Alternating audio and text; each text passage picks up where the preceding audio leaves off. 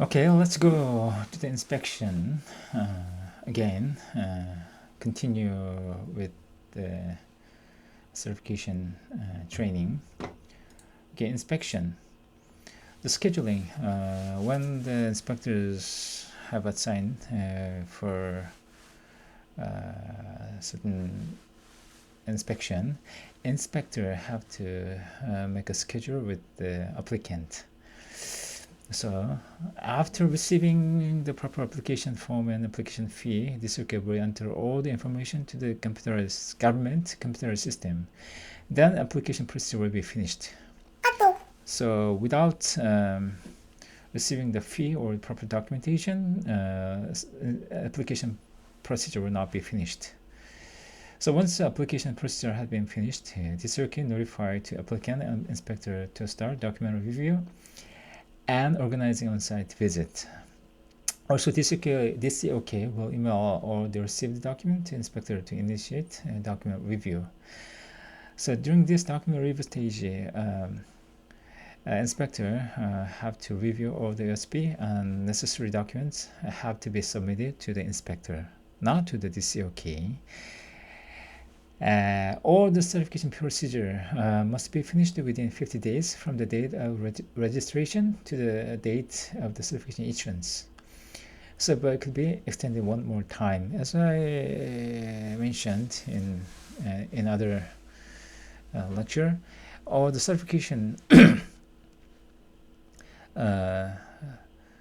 all the procedures. Certification procedures has to be finished within 50 days from the application to the date of certificate issuance.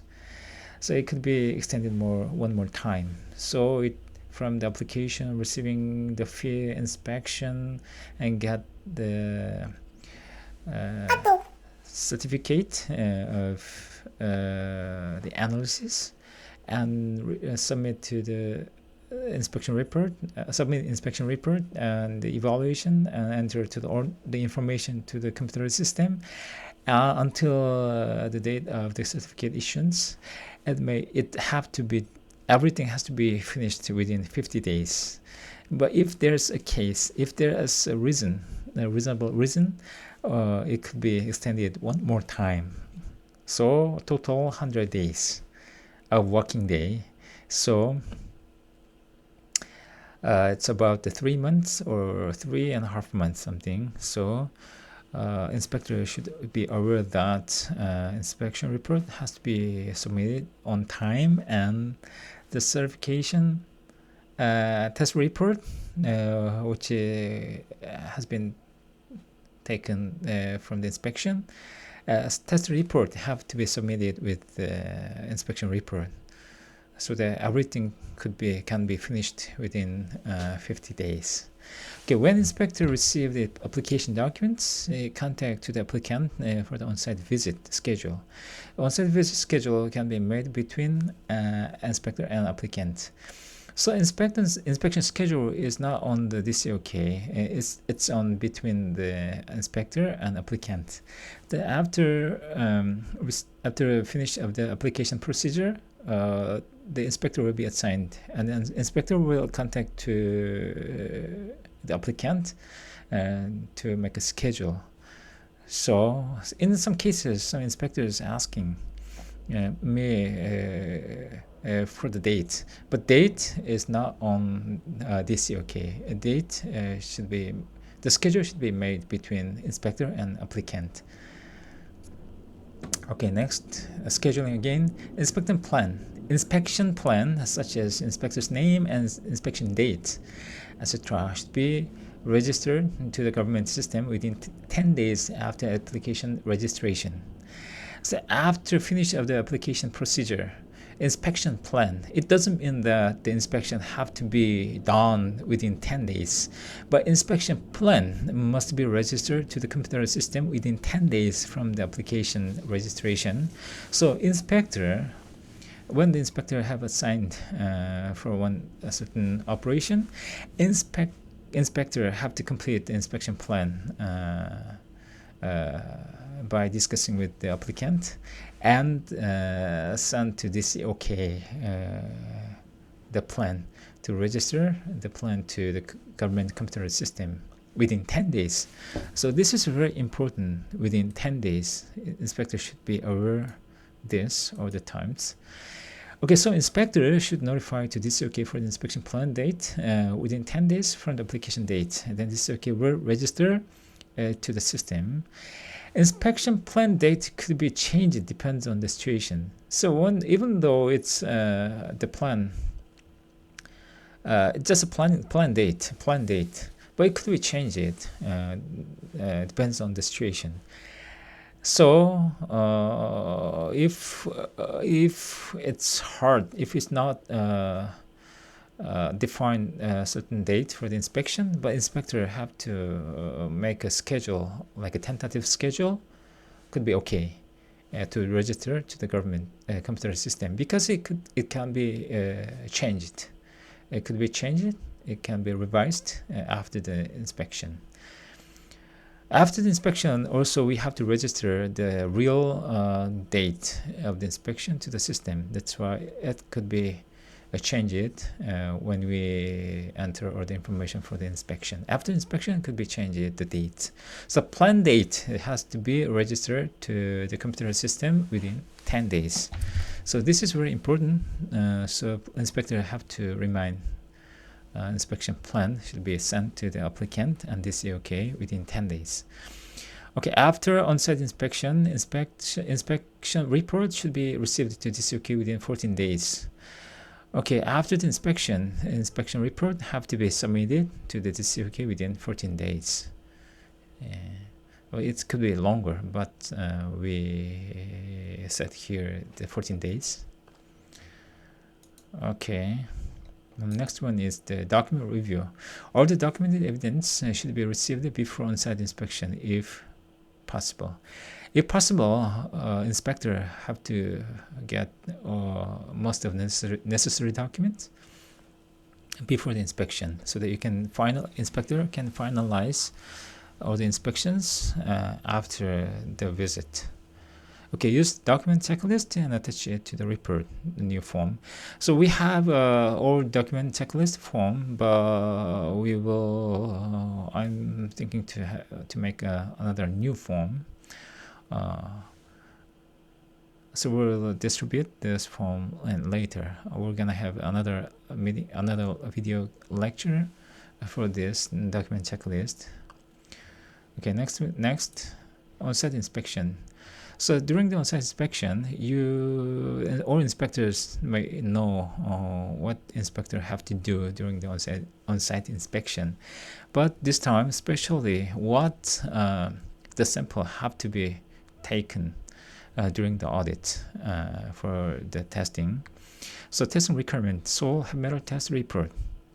It's written on the inspection report. So inspector have to take the sample if there is a risk of the heavy metal contamination, such as minor or the landfills or the waste landfill, or the refineries are surrounded the field, and then it has a high risk of the heavy metal contamination, and at that time inspector have to take a sample for the soil for heavy metal test. This is optional if there's a risk. And the soil nutrition factor analysis report, I think it's better inspector to ask to the operator to submit the soil nutrient factor analysis report in advance. It's necessary, it's mandatory to the standard. Even if it's not annually, but the soil testing have to be done regular base for each field. I don't know. It depends on the inspector's decision judgment. If soil nutrition test report is needed for each field, then inspector can require for each field. But in case of Korea, recently the regulation has been changed. So soil nutrition sample have to be soil nutrition test has to be done each year for each field because it's free in Korea. But in other countries, it takes time and takes money. It costs a lot. That's why, like a one for each 5 field, or one for each 10 field, or just one sample for each area could be acceptable. Okay, water test report is necessary but if the crops are not irrigated all the times, then may not required. If the farm just dependent on the rainwater, the water test report is not necessary. But if the waters are irrigated all the times to the crop, and the water test report is necessary for each field, not for each field, for each source. It takes also if the waters comes from underground. If the farm has like a several well and bore, then they might have test report for each well or each bore. But it also depends on the inspector's judgment. Inspector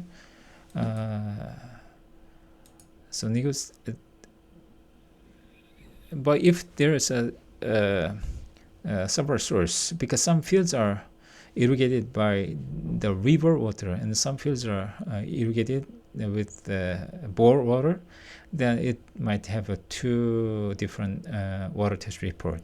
But everything is depending on the inspector's observation. Okay, finish the product residue testing. In case of the new application, parallel production testing could be done in a local lab. In case of the new application and parallel production, also there are many cases the sample have to be taken, but this is the most cases for the new application. So inspector should know what is the inspection application type. If it's a new or if it's a renewal. So if for instance if the farms are if the farm applies as a renewal, this renewal inspection, and the farm produce only organic. In this case, a sample taken is not necessary, but if it's a new application and if the operations are in a parallel production, in this case, the final product testing, the sample has to be taken for this residue testing. And the testing could be done in a local lab. When testing a new crop should be tested. Testing could be done in local lab. Basically, there's certain items to be tested in the Korean regulation, but it's really hard to send the sample to Korea. That's why in many cases it could be done in a local laboratories. And the most for the items mostly used in the local area. But please contact to our head office whether the sample will be sending to Korea or tested in local laboratory. So please ask us first. When testing the new crop, the new crop should be tested, not the old crop.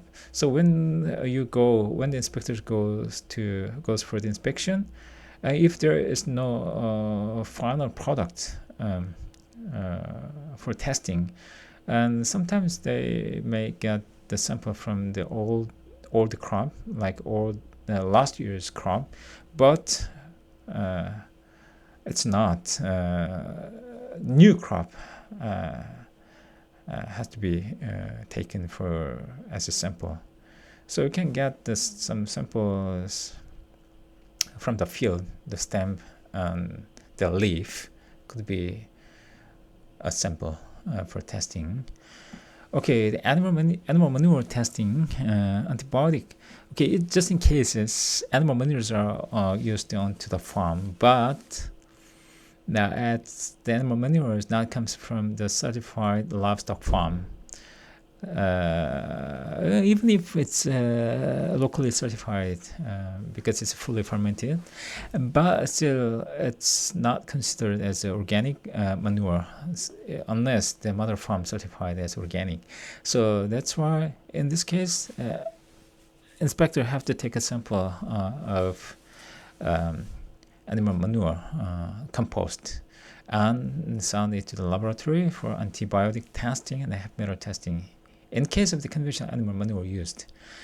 So conventional animal manure means the mother farm is not certified, even though the compost are certified, but if the mother farm is not certified, that will be considered as the conventional animal manure. So inspector should be aware of this condition. What test reports are required to the Korean standard, and what is necessary and what is optional. In what circumstances, in what cases, sample have to be taken. Okay, next.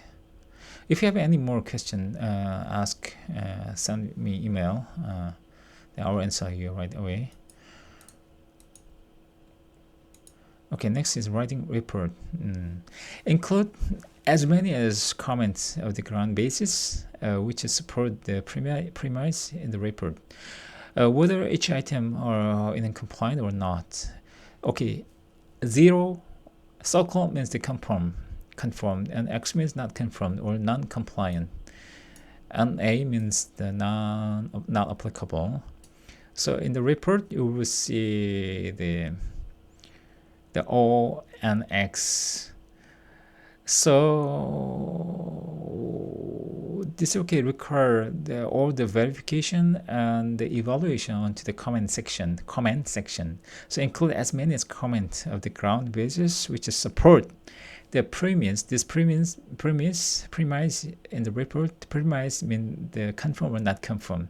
If the items are confirmed, then we are asking ask to the inspector to provide some comment of the ground and the basis for the confirmation. Confirm what was the verified and what was the what's the ground, what's the basis of your confirm.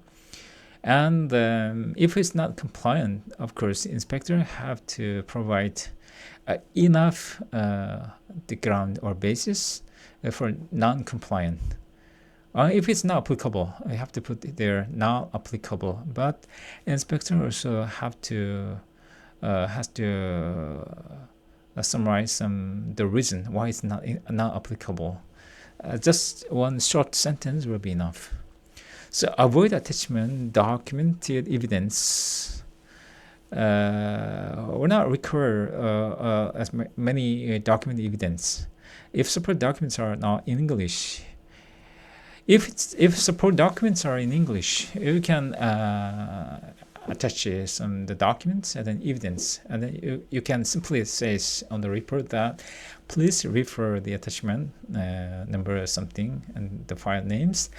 But if the documents are not English, we have to translate it to English or the Korean, because there are some person who approved the inspection report. He's asking the full translation to English or the Korean. So if the documents, attached documents are like Spanish or Portuguese or the local language, it's better to include all the key points to the report.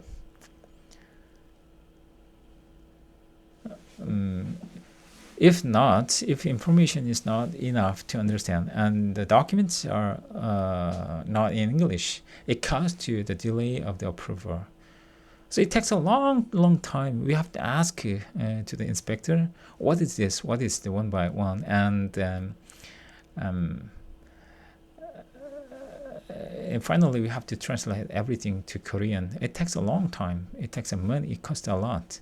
So we recommend to have as many as comment and ground basis to support the confirmed or not confirmed or not applicable to the report in comment section. But necessary documents must be attached. Check the new guideline. Okay, we'll provide a new. Recently, we provided a new guideline to write the report. So we will avoid to attach many documented evidence,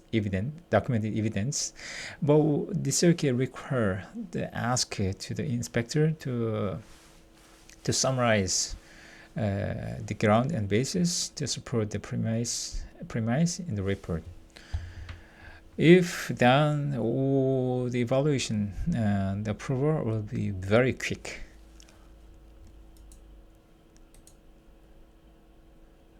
Okay, next. Arrange of the inspection documents. After completing the inspection report, inspector needs to arrange all the inspection documents in files. So make a folder as below and place all the applicable documents under the folder. So first, make a folder with the name of application, and then place application form, the Excel file, and then certification agreement, and the form maps. This is necessary documents for the application. So all these files should be under this application folder. And inspection, make another folder for named with inspection, and place document review checklist and inspection report and details, inspection report details, and the sample collection form, everything.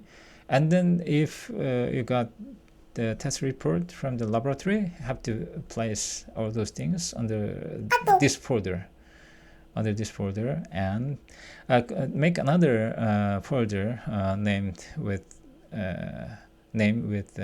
support documents, and then place all the documents listed or documents which are listed in the OSB and inspection report. The file name should be correspond with the name in the OSB and inspection report. So all the file names under this support document folder have to be corresponded with the name on the OSB and inspection report. So it's recommended to list again all the attached document to the inspection report.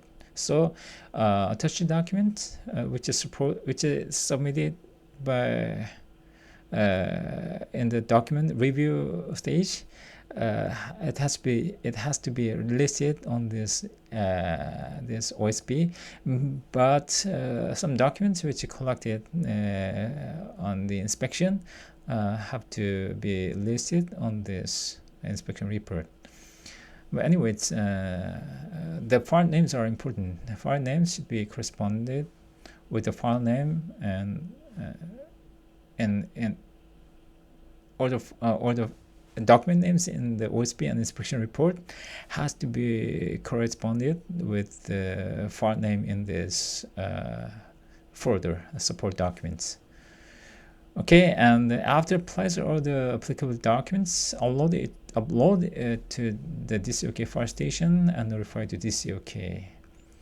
So after place all the applicable documents on the each folder and upload it to the file station and notify to this DCOK.